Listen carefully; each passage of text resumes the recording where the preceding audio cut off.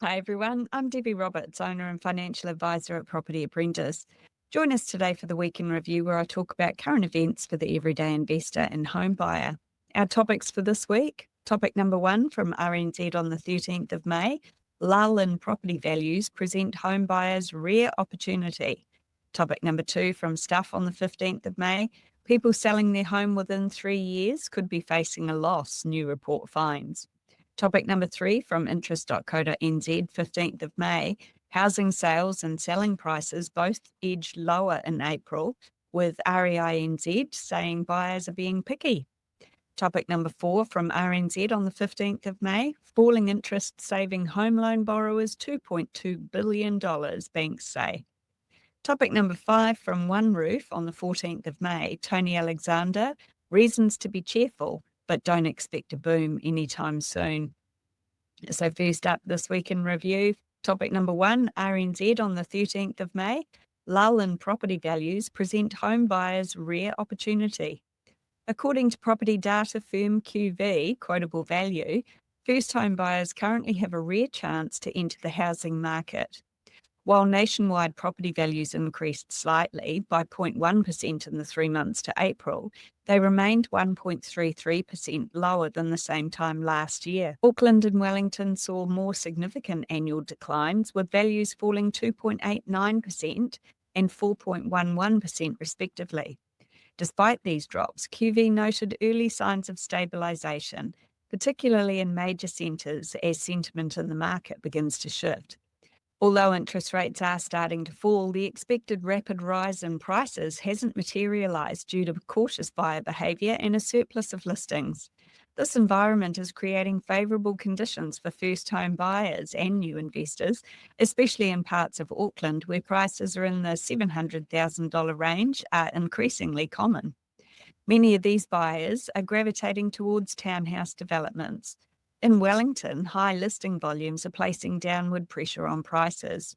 Buyers are showing little urgency, often walking away from properties influenced by ongoing economic and job market uncertainty.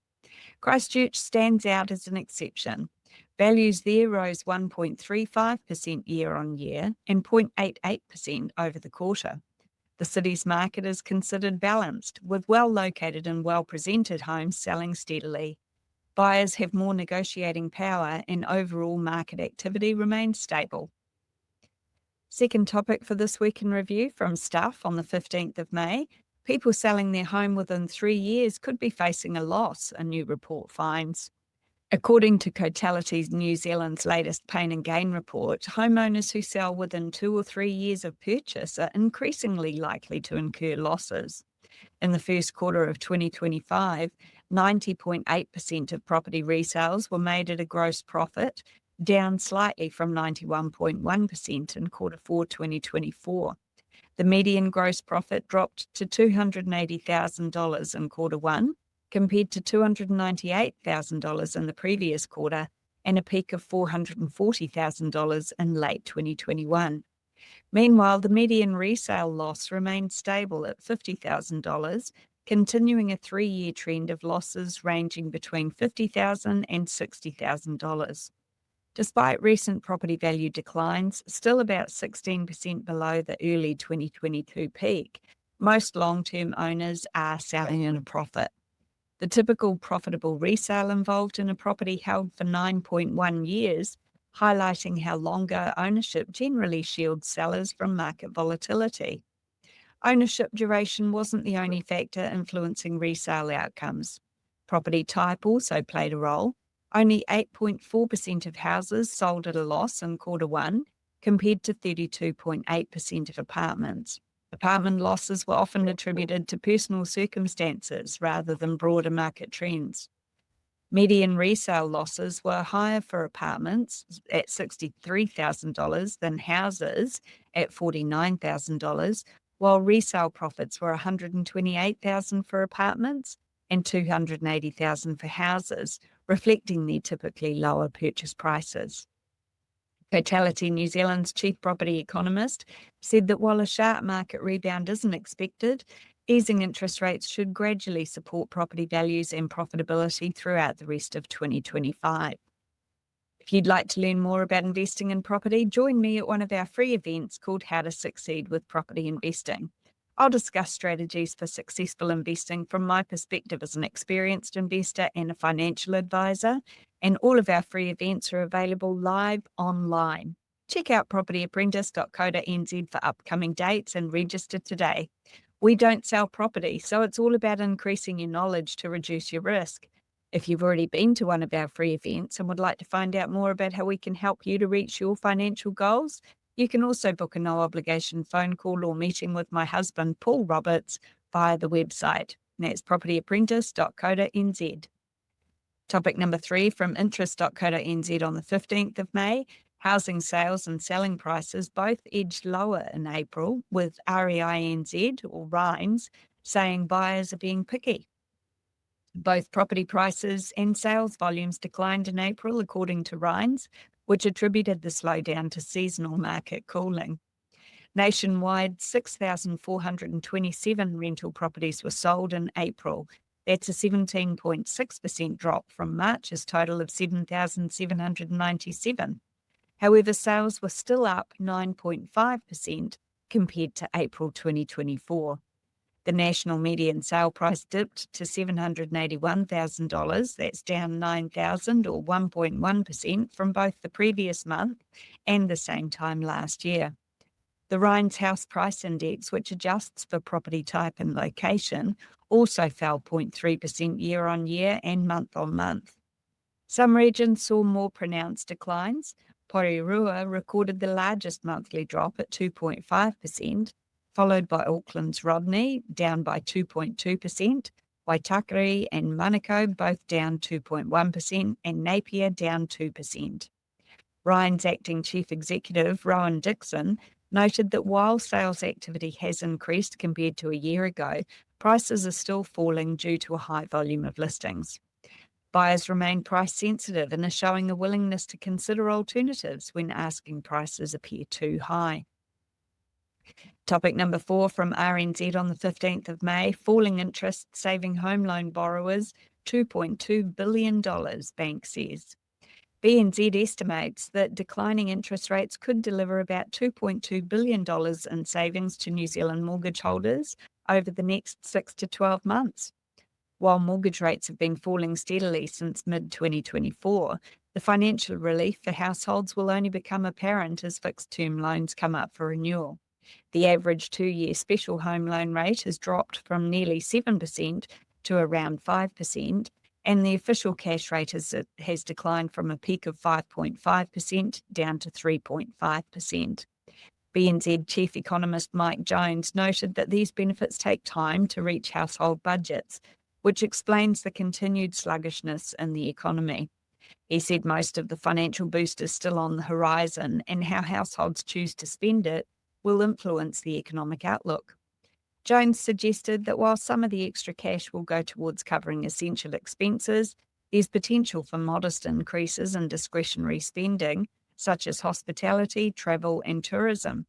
However, lingering concerns about job security and global instability may keep many consumers cautious. He also observed that households have cut back in areas like entertainment and retail, while maintaining or increasing spending on essentials such as utilities, healthcare, and education.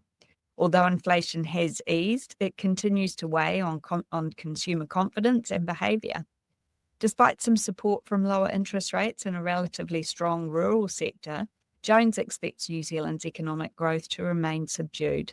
Still, he believes the outlook has improved compared to last year's recession and anticipates the official cash rate could fall further to 2.75%. Last topic for this week in review from Oneroof on the 14th of May, Tony Alexander, reasons to be cheerful, but don't expect a boom anytime soon. There are signs of economic improvement in New Zealand, though the pace of recovery remains modest. Recent data suggests progress, but underlying challenges continue to temper expectations. Employment figures showed a slight 0.1% rise in the March quarter, an improvement on the 0.2% fall in December, and the 0.7% drop in September. GDP, which contracted by 1.1% in both the June and September quarters, have rebounded with a 0.7% increase in December. Business and consumer sentiment is also improving. ANZ's Business Outlook survey reported a net 49% of firms expecting better conditions in the year ahead, compared to just 6% in mid-2024. Similarly, consumer spending intentions have strengthened, with a net 18% now planning to reduce spending. That's down from 42% previously. However, both indicators are still below their December highs, suggesting cautious optimism. In December, business confidence had reached a net 66%, and consumer sentiment was at a net 10% positive. Export performance, traditionally a strong growth driver, is currently solid. Commodity prices are up 19% year on year, and dairy payouts are expected to be strong. Yet the typically supportive decline in the New Zealand dollar seen in past recoveries is largely absent. Only a modest drop of 2 to 4 cents since mid-2023 has occurred.